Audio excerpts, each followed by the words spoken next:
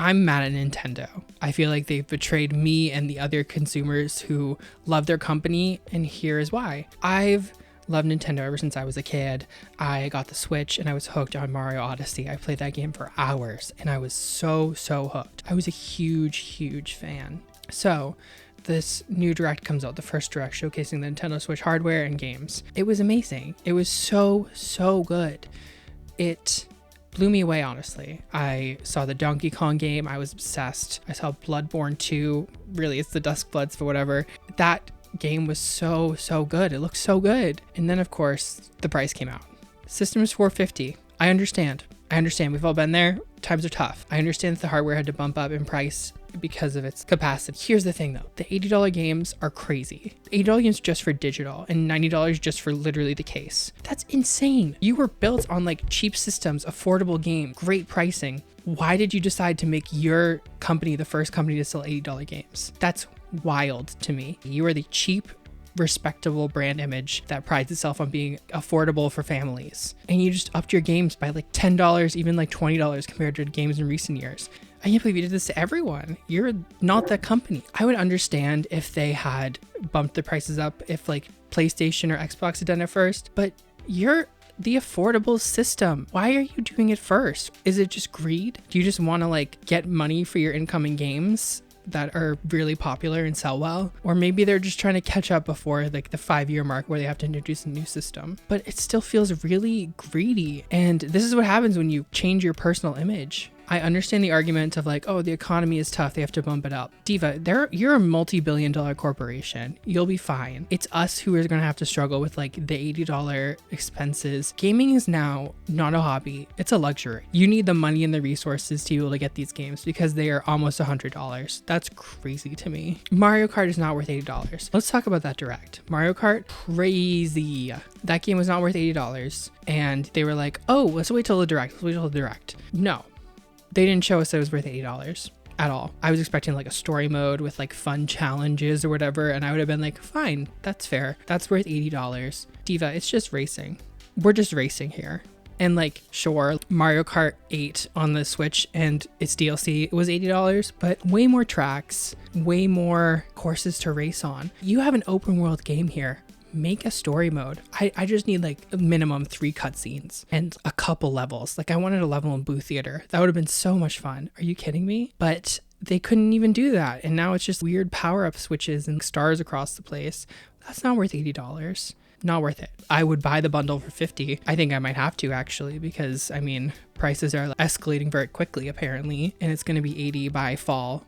And I mean, everyone's talking about this, but you made a trial software that is not much at all. You're walking around on a controller and seeing the functions, and you're gonna have us pay for that? What games are on there? Little mini games like rock, paper, scissors? I don't want to do that, and I don't want to pay for that. It would have been nice to have been included to have a little day to just walk around it. No, I'm not paying $5, $10 for that. And so going back to what I was saying about their image, it just seems like they dropped it entirely and they're reframing it to, they just want money. They don't care about their image anymore, apparently. That's not right. I think it's going to lead to consequences far down the road. The corporate pricing, the pricing model, whatever. Diva, let's just call BS when we see BS, okay? You're just going to make your most popular games the most expensive ones. You're going to make Zelda and Mario $80. You're not doing it regardless of content. Pokemon's probably going to be $80 too. Just be honest with that. Don't be like the ones with the more content are going to get more. No, I don't think that's true. I think we've seen that with Mario Kart. Here's the thing though.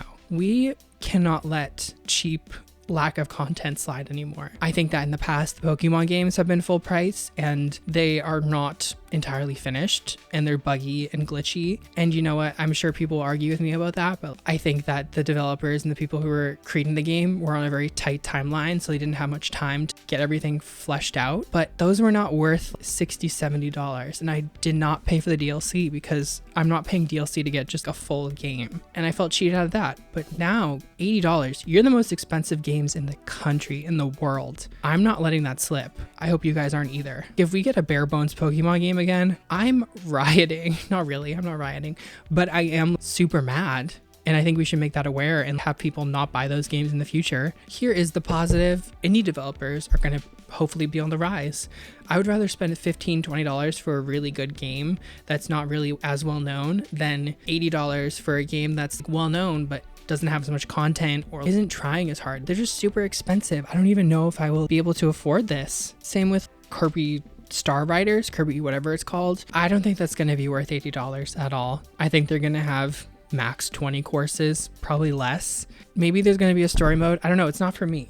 I think in the past, these games, I would consider them if they weren't for me and just try them out because they were at least affordable. I know $60 isn't much less, but maybe I'd consider it and maybe try the franchise at first if I have no other good games to play. Now it's like I'm spending almost $100 and I'm not going to try Kirby Star Riders unless I have heard from everyone that it's good, and I probably won't even do that.